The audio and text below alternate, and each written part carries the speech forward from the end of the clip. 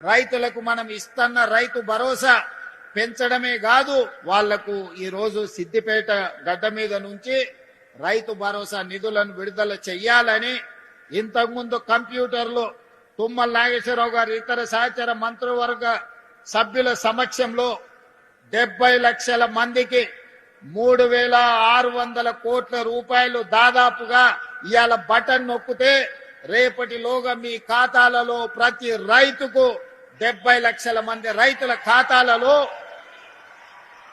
రైతు భరోసా నిధులు పడతాయి.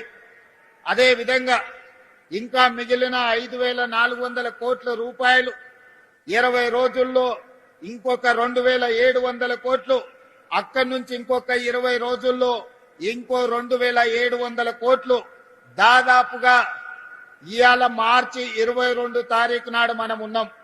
45 రోజుల్లో 9,000 కోట్ల రూపాయల రైతు భరోసా 70 లక్షల రైతుల ఖాతాలలో వేసి రైతుల కళ్ళల్లో ఆనందం చూడాలి. ఈ ప్రగతి ప్రణాళికలో రైతుల సంక్షేమం కోసం పనిచేయాలని మా ప్రభుత్వం దీక్ష భూని ఈనాడు సిద్దిపేట జిల్లాకు వచ్చి ఈ కార్యక్రమాన్ని ప్రారంభించుకున్నాం.